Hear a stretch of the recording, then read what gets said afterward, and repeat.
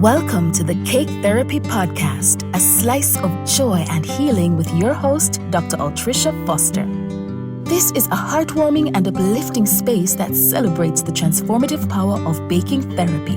The conversations will be a delightful blend of inspirational stories, expert insights, and practical baking tips. Each episode will take listeners on a journey of self-discovery, emotional healing, and connection through the therapeutic art of baking. There's something here for everyone, so lock in and let's get into it.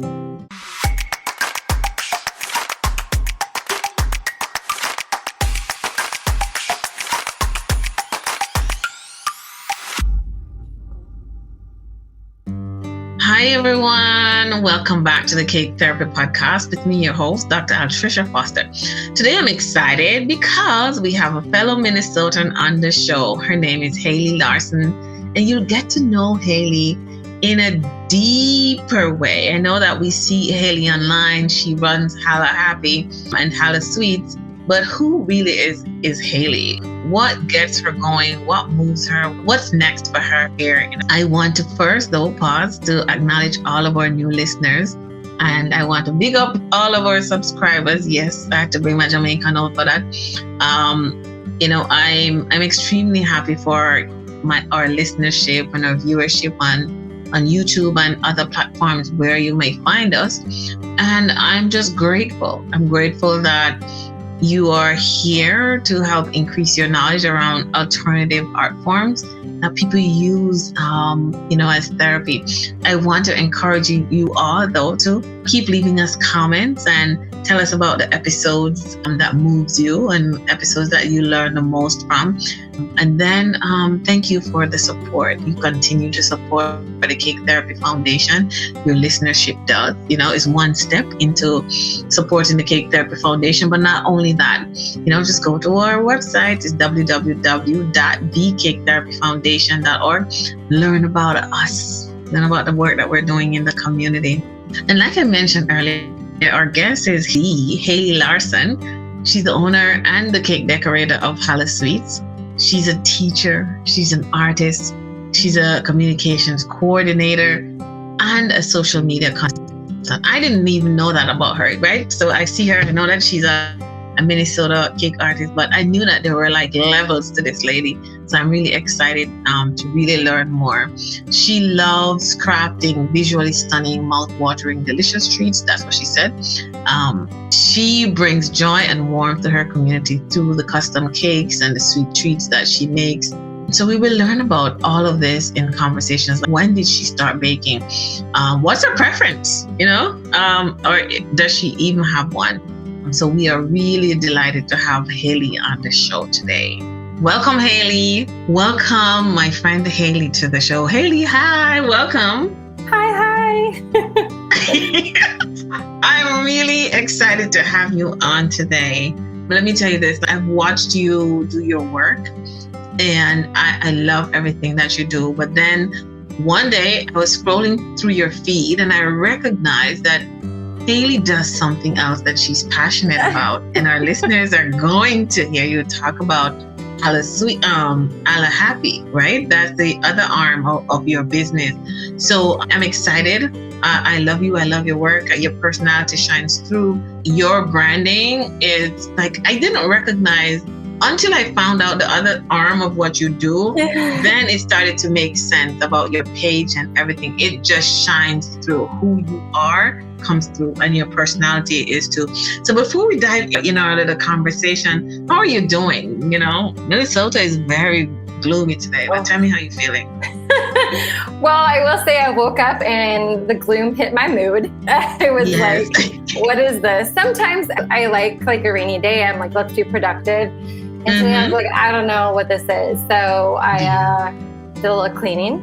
Usually makes me feel good. Got my coffee, which I never have. Until lately, but so I'm doing good now. Yeah, I feel like it's been clear up and I'm really excited to be here. So thank you so much. it feels kind of unreal because you're so amazing and all the work that you're doing. And so I'm appreciative. I'm happy. I'm excited. Yeah, I'm excited to have you too. So similarly for me, I went for a walk this morning and it was gloomy and I was like, oh my God, Minnesota's fall is here already. So I was a little bummed, but I'm hoping that it does warm up. So Miss Haley, Yeah. I mentioned in our introduction that you're an artist, but let's paint that picture for our listeners. Give us a bit about your upbringing and your first introduction to art or baking on a whole. Oh, okay. I think, so my upbringing, I have been an artist since I was a kid. I love art. I would say beyond art, my favorite thing is learning. I love to learn. So if I could go, I always say this, if I could go back to school, I would, knowing who I am now, I would go back in a heartbeat. I just say, I want to learn everything. I want to try everything. Well, not everything. I'm like, not skydiving, not things like that. Why not skydiving though? No. Life-threatening events, no. But other things, yes. And so I feel like I was always a pretty creative kid. And I went to school for art and continued and followed that after school. And my mom and my dad are both creative in different ways. And so I feel like I got a lot of that from them as well. And my mom is also a baker. So that's where some of that comes in. And so, it just always stuck with me. I also feel like I've always used art as a really nice outlet. So I think whenever you're like stressed or in a mood or in a zone, I feel like I always gravitate towards art, and I always gravitate towards putting something on paper or like physically doing something creative. It's hard to do that and not become more joyful afterwards, or not be like, oh, that was fun, or, and so I've just always stuck with it. And that's what, so I mean, I know there's Holla Sweets and Holla Happy, and they're both kind of artistic in their own way. And so we've got this decorative side with the cakes, and then Holla Happy, and it's just kind of branching out now, and I'm feeling a little bit more confident in like more of the digital side of things. Yeah, well, go girl, because I see it and it looks, I can see your passion. It's something you love, and I picked that up. So when I started baking like a few years ago, I had my mom in the kitchen. So I'm a new baker. I'm a newer baker, I would say. I had my mom in the kitchen, and I saw where it improved our communication. I talk about that in my book briefly. What is baking with your mom like, and how does that impact, your bond? Because I know it improved our bond as a mom and daughter, but what does it do for you? Yeah, I think it absolutely did. So my mom, when I was younger, I have an older sister as well. And when we were younger, she would take us to Lynn's Cake and Candy store. So if you're not from Minnesota, it's like the cake store. And we would stroll through the aisles, pick out our sprinkles and our theme. And so I think it kind of just like kept with us. And then when I started baking with my mom, let me back up a moment. I started baking. So my mom is a teacher. She's a retired FACS teacher. So family and consumer science, or home ec, whichever you want to call it. And she retired the same year I left teaching and started Holla Sweets. So we started this all together. And so I had moved back in with my parents when I was older. So if you're out there and you move back in with your parents, it's a blessing. It's going to be okay. And I think it did improve it. I know we definitely got on our nerves, but like I wouldn't trade any of those moments. I feel like it's something that you don't get when you're grown up, and you don't get that kind of time. It was just every day I got to bake and work with my mom and put her music on, and it's just something I wouldn't change. And I feel so lucky that I've gotten to do that with her. And I call her the head baker of Holla Sweets. She would do all of it when we were like rolling and really going for it. And so I would say, like you said, it was really definitely bonding and kind of nostalgic, right? Yeah. And something I get to look back on and be like, wow, I spent like 3 years baking with my mom. Yeah, exactly. And the thing about it is not a lot of people get to say that they get to rebuild or strengthen these relationships in our older years. Because I had my mom with me went after my first child. You mentioned that both your parents, that you've been surrounded by art for all of your life, and you're an artist, you talk about this creative background and you taught art to high schoolers, but I'd love to hear from you a little bit more about your art background and how did you transition to baking and what inspired Haley Sweets? So, okay, my art background. So I think you call it like a serial entrepreneur. I always started things. I was the kid. So if you're a kid out there and you're the ones where you're always starting things and stopping them or getting really into a hobby and then quitting, it's not a bad thing. You're just trying things out. And that's who I was. I was really into painting, really into drawing. And then I got really into ceramics. So I went to the University of Minnesota and I graduated with an art degree in ceramics. So, what are you going to do? And I ended up meeting a wonderful artist at the Uptown Art Fair who had just broken her arm. Sad she broke her arm, but she's wonderful. And her and I connected and she asked me to be her art apprentice. And so I ended up traveling the States with her and learning about the art shows. And she really inspired me to kind of go for it with art. So I started a ceramics business, started doing the art fairs and kind of moved into that. During that same period, I was working as a paraprofessional in schools. I had worked with kids. It's kind of, like your steady job. I've always worked in some sort of education or with students. And I randomly applied for an art teaching position and got it. I had no license. I was like, let's just see. And I taught high school for 4 years and I really fell in love with the process of creating there and seeing the excitement and the joy that students got from doing something they didn't think they could do, or being surprised by the thought they could put behind something and put out there. And so, and as I was teaching a lot of drawing and kind of dabbled in different things. You teach whatever they give you. Like you're doing this, And during the summers, I had a little bit of time, and that's when I needed a new outlet. I was like, I don't want to go home and draw after I've been drawing all day, right? I was drawing every single day, however many hours. And so I was like, let's try something new. And baked a cake with my mom, decorated it. It was a disaster. It was the worst cake you've seen. It was like if you took a cake out of the oven and immediately frosted it, right? It was dripping and I didn't know anything. Is that what you did? That's what happened. As it happened, I have a picture. I'll have to send it to you. It's not one I share, but it's this send it to me. It's what everybody probably does around their first. It's a mess. And but I had so much fun doing that with her. And so we just kept going. And then I realized, you can be kind of creative, right? This can be my new outlet while I'm teaching, and this is really fun.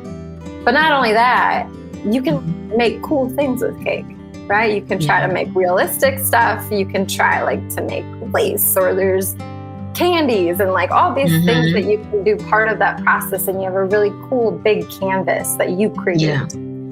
And so it's just another form of art. So I feel like I've always done that. And then what happens as that kid who grew up and still stayed a kid and started all those hobbies and stopped them, I started Holla Happy.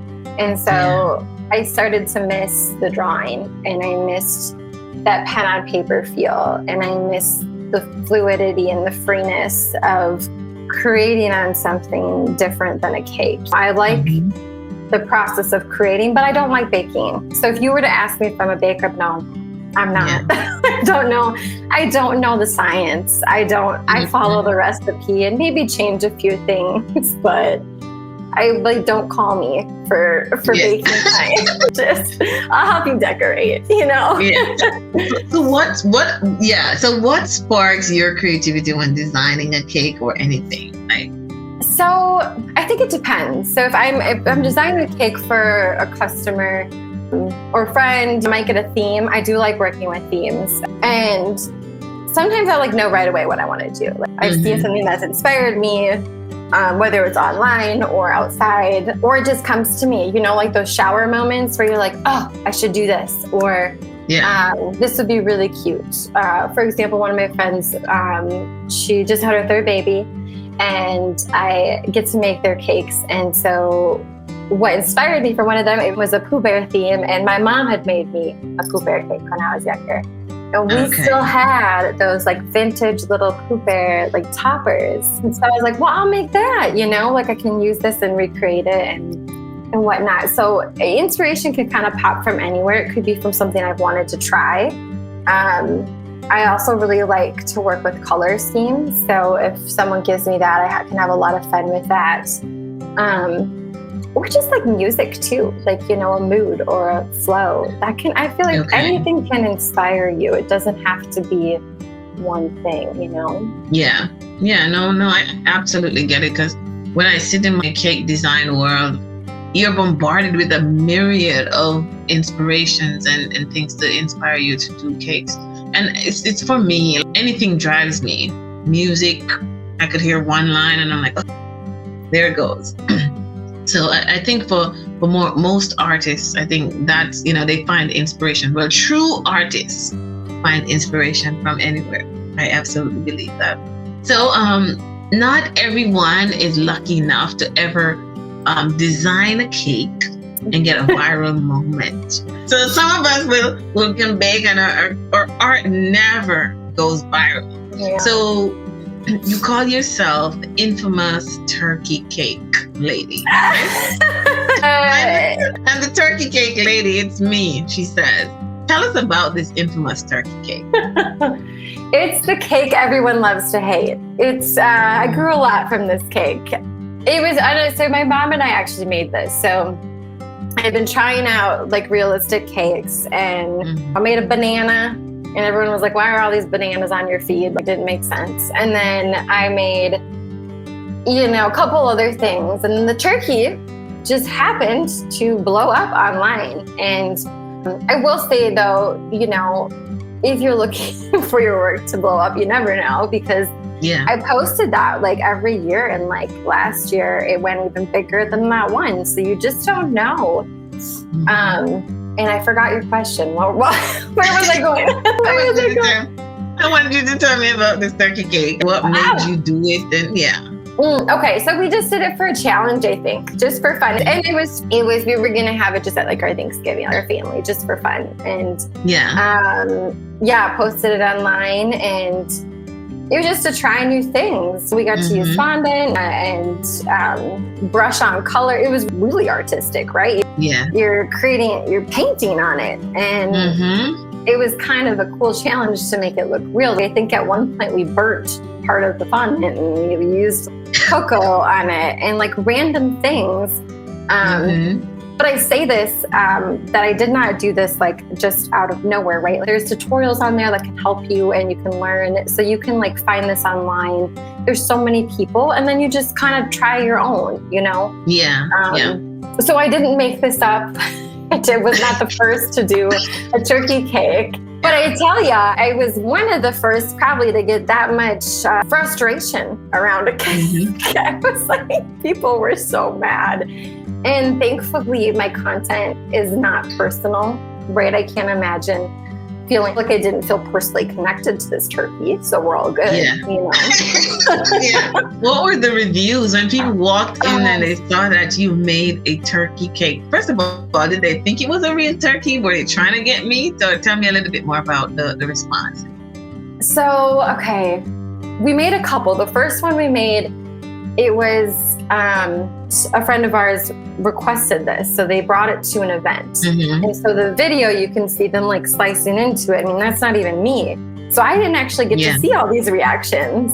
It was, at a party a get together. And then the one that I made for family, they knew it was like happening. So I don't think they were like that excited. They're like, okay, another cake, But I think at the party, it probably went well. I wasn't there, but I think a lot of people were really excited about it because it's different, it's like, oh wait, this is a cake, Some people thought online it was pretty gross though. So, to each their own. I had to eat it. I think the turkey is cute. I personally would not try it because I'm not into intricately carved cakes. So please don't call me. Call Haley. Call Haley because I cannot do that. It's really not my art, my form of the art. So I love also that you mentioned that you didn't do this on your own. You did it with your mom, and then there are tutorials out there because sometimes people see your success, quote unquote, if people see, what the viral moments are, and it's successful in its own right, and they think that you're uber creative and this just came out of the ether, not understanding that they too can do some research, because most of us are out here doing the research. You don't need to call us to ask us how. You can go to YouTube. It's there for everybody, in Google. So I'm really happy that you mentioned that, you didn't do this all by yourself, and encouraging others to go to those mediums that's there for people, accessible for others. Absolutely. to design. There's a lot out there. Stephanie and I were, there's too much out there. It's true. There is a lot. If you have a design, to me it's not necessary to really copy someone else's design, because there's so much knowledge out there that you can really dive into to become successful or to create your own thing. Absolutely. And you can learn, you can learn little parts of things and then put it together, right? You can just continue to just like grab and learn and like take in all this information and try it. And I feel like that's kind of what that turkey cake was for my mom and I. We're like, let's just try it. Like, let's see if it works. And it did. So. Yeah. So I did notice that you've kind of, I would say, redirected yourself and your energy from cakes to happy. Because like I said, I love seeing your feed, but I've noticed that you've got slowed down. Is there still a pause on custom cake orders? And what eventually led you to that decision to kind of slow down a bit? And what does your business model look like for you? If you're back up and running. Yeah, that's a good question. And so really what happened was Turkey Cake City here. And then we had a lot, we were fortunate to get featured on Twin Cities Live with many other Minnesota bakers who were absolutely wonderful. And it was really busy. And so I did what you should never do. I said yes to too much, right? I was like, I'm going to try this. And I wanted to try all these things. And my mom and I were starting to hit that burnout, right? We were doing things and weren't getting the joy from it. And we were, and I was taking on orders that were really stressful for me. And I think it's something really important to remember is that not every opportunity is one that you have to take. Not every opportunity is your path or serving what you need. And I think I've learned that. And so I started to do weddings, and those would stress me out. I would like, this has to be the most perfect cake out there. What's their day? And got to the point where we looked at the business model and I'm like, okay, I need to start charging more. And like, these are going to be my clients. And then I took a moment and was like, well, is that what I want? Is that who I want to work with? Is that where I want my space to be in? And it wasn't. I really kind of like, I love the joy that I can bring my friends and family. And I kind of missed that. And I feel like everybody deserves to have a happy cake, something that excites them, but like a happy dessert. And it shouldn't have to be unreachable. And so I was like, I need to like bring that back into my core. And that's when I started to do some pop-ups more so, and took a little bit less of those larger cake orders and really slowed down for our mental health sake too. It was too much. It was way too much. And it's a lot of work. And So we took a step back, kind of reprioritized what I wanted to do. And so right now I still take on custom orders, but it's only like 2 a month. And usually, it's really little. And it's usually only an order that's like, I know is going to bring me joy, them joy, it's what's going to be fun, right? How am I going to find that again? And even sometimes when I'm taking those orders, I still get lost. So I'm in this like space of trying to rediscover who I am again and, what's my purpose here. And so Hala Sweets has really taken a pause, or, it's not really a step back in a way. It's kind of a step forward in where we want to go next. It's just a pause on where we've been. And so there's still a lot I have to figure out. I don't have it solved, and you don't have to have it solved, and that's okay. And your business can change and grow with you. And I think that's really important that you can do that. It doesn't have to be one thing. And so absolutely. It's just it's there. Hala Sweets didn't go anywhere. We're not gone. I think one of my goals that I've had on pause is to get a cake decorating class online, because I did some in-person ones and really liked that. Brought my teaching back a little bit. But there's something that's like pausing me from doing it. And so, just working through those things and shifting gears to Hala Happy, that started to ramp up a little bit because my priorities have shifted. I wanted to move out of my parents. I wanted to hit that next step. Start to have different goals, and I learned a lot from Hala Sweets. I learned that maybe my business might need to be a little less creative, right? A little less time, like that physical creativity, so that work can stay work. Still fun, still creative, but not take all of it from me, Sense. Yep. You mentioned joy several times. How important is it for you to find joy in this space as you are expressing yourself in the cake space? And then how do you pull back your artistry? Because you said maybe you need to not put too much in your art. Explain that a little bit.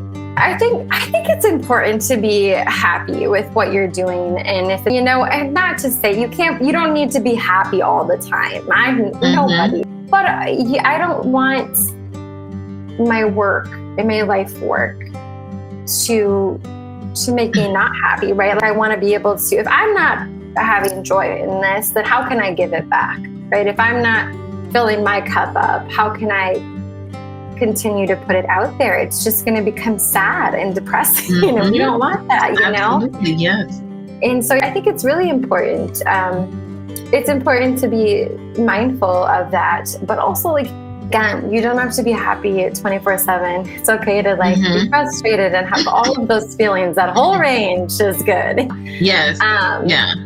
But I think seeking joy and fulfillment and a way to create that impact is important to me personally. And then to the other part of your question, you're going to have to remind me. You would mention that, you feel like moving forward, you may have to pull back your artistry. And I'm wondering, for an artist like myself, it's usually hard. It's difficult for me to pull back once I get a concept idea. So I'm trying to figure out how would you do that? Okay. So to pull back your artistry, I wonder if it's not lessening myself as an artist, but it's creating more art for me. So so right now in what most of my job is digital marketing. But it's also creative, right? I get to create stickers and food trucks, signs, and all these things that are really creative for a client, right? And so it allows me to have these boundaries, right? This is for work. And I'm not creative in a way that is draining to me. Whereas I might be doing email newsletters and social media posts for clients, which I get to be creative.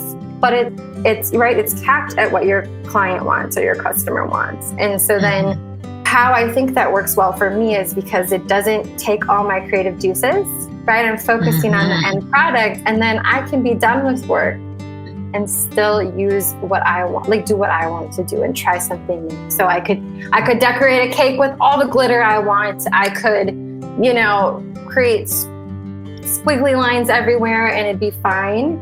That's for me, right? So I don't think it's lessening myself as an artist, but more just being like, okay, in a career, to keep me going forward, I need to make sure I have some sort of boundary between myself and my creative self and my job. Yeah, absolutely. So, at the foundation, the Cake Therapy Foundation, it's my baby. Yes. And over here, I promote wellness, baking. You have to feed your soul. And if you have to feed your soul, I'm telling you, choose my art form. And promoting mental health and well-being. And in my research, I found out that you struggle with migraines. And so I would love to know how you balance your mental health, because cakes and art, it's a struggle for many. Do you lean into the arts for your mental health? And talk to me a little bit about your experience with migraine and how it helps you to kind of focus on your own personal self-care. I think, I'm so sorry for anybody that has migraines. I did not know how debilitating they can be until I started getting them. And I got them out of nowhere a couple years ago and went through the process of trying to get anything to help.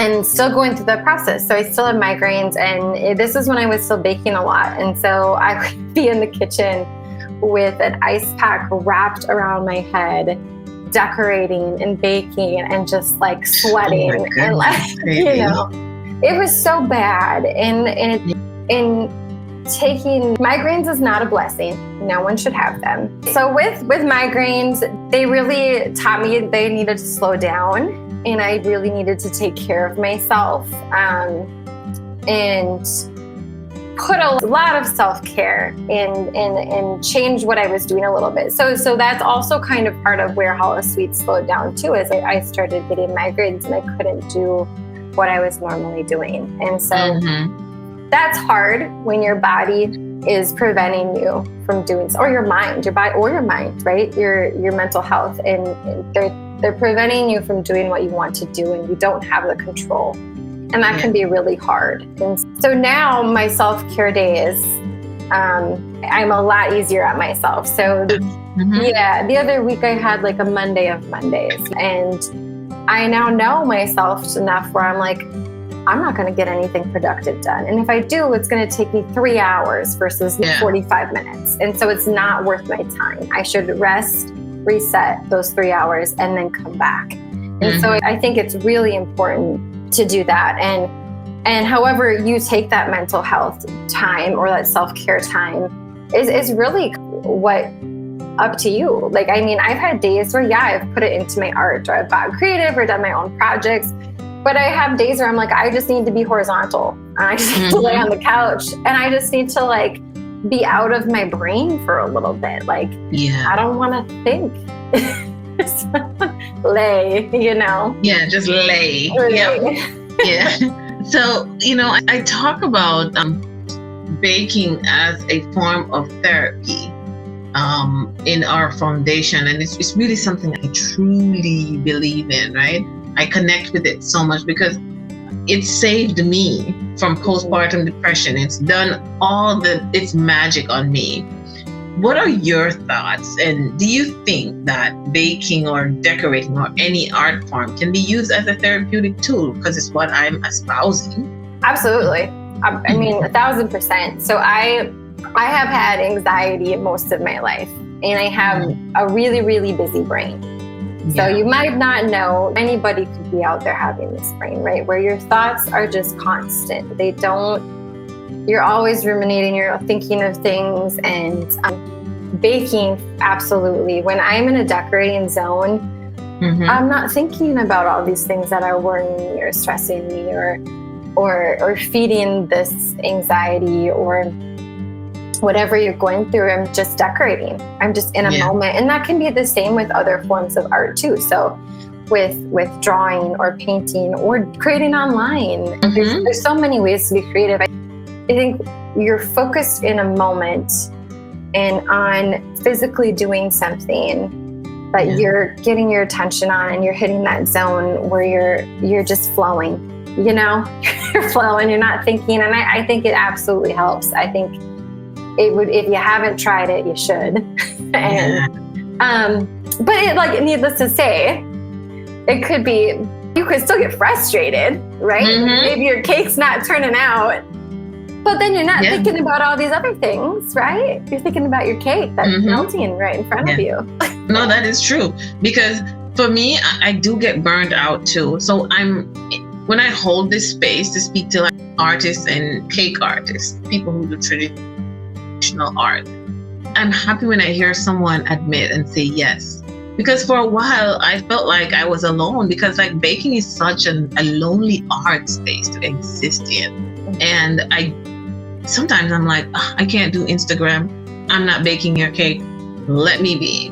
So I'm happy when people are so authentic in this space and say, yeah, we do get burned out, but it doesn't mean that we don't love it. It doesn't mean that it doesn't help with our own mental well-being. Absolutely. I think that's important, because especially when you talk about online, I feel like that's really hit me too, is that we still love it and it still is helpful, right, internally and in our lives. But like you said, I'm not baking that cake. Nobody talked to me. Nobody, I just want to do something here, right? And because if you're doing it for your own health and your own space, right, you don't always want to feed into all these things. And then you can also get really caught up online. And I think a lot of us can get caught up in the comparison and I want that, or I wish I was like this, or why don't I have this many followers? And really, it takes so much strength to just say that doesn't matter, right? It's okay. And it's okay to be in the space that I'm in, and I'm where I'm supposed to be. And I'll just keep putting my stuff out there if I want to and how I want to, right? It's okay not to continue to follow every new thing that comes. I think my favorite bakers and friends that I've made online are those that are really, really authentic and sharing all those things where you can relate and you're like, I feel that too. I'm not alone. Yeah. What advice would you give to our listeners, which are a lot of young girls? What would you tell them? You've tried, you've had these business, Hella Sweets, Hella Happy, and you're putting all of Haley into them. What kind of advice would you give to someone who's looking to turn their passion into a business? Let's see. I would say probably a few things. I would say just start. It's okay if you feel unready. It's okay if you feel like you're not where you want to be. It's okay if you're not at the level that you feel like you'd like to be, but you have to start, because if you don't try, right, and you don't put yourself out there, you're just kind of in this frozen zone, right? And nobody gets to see the wonderfulness that you are. And so if you don't share it, it can't build. And be okay with making things you don't like and getting feedback, and really just take those things in and don't take the feedback to heart, right? You don't have to take all the feedback, right? You're going to get a lot of advice. You don't even have to take mine, but you're going to get a lot of advice, and listen and take the one that serves your path, right? Take the one that you feel serves where you want to go, and explore that more. Explore the opportunities that you want to take, and there's might be really cool opportunities that come your way, and everyone's like, yes, this is it, keep going. But if you don't want that, that's okay. It's totally fine not to take everything, and to really take moments to pause, kind of center yourself and remind yourself what you want, and go with the flow a little bit, even though the flow is scary and unpredictable, and let business with you, Hopefully that's helpful. Yeah, of course. Go with the flow a little bit. Where does Haley see herself flowing to? for Hala Sweets and Hala Happy in the, I would say, next 2 years. The flow is flowing. Yeah. I will say I'm in a very unknown spot right now, and I'm trying to sit in the unsettlingness of that flow. But I think it's going towards more me. So right now I'm really focused on who am I? Can I bring back like that child and that inner me a little bit more, and where is that going? And right now I feel like a lot of it's going into finding my voice a little bit more, finding my voice online and in person, and where I want to go with that. And then I also want to continue to do that in my businesses. So to be a space where I have that voice and I can give others their own to speak out with what they want to. And those weren't really great words on how I said that, but finding it. Yeah. And so like with Hala Happy, I have really wonderful clients, and I've been able to hone in on who I want to work with. And I get to work with a lot of really great organizations and nonprofits who are making such a huge impact. And that's the same for Hala Sweets.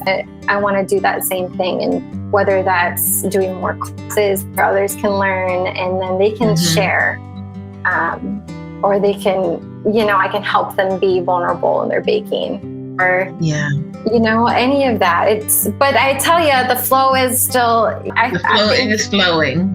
You've caught me. I thought about this too when I was, when you reached out for the podcast. I was like, well, I'm not really baking. I don't really know what I'm doing right now, and that's where I'm sitting. I'm sitting in this in your 30s unknown space and saying it's okay to be here. Yeah, it's okay to be here. Listen, I loved talking to you. This has given me an opportunity to get to know you on a deeper level as a fellow Minnesota artist. And I've enjoyed it. I hope our listeners also enjoyed hearing from you. Tell them where they can find you.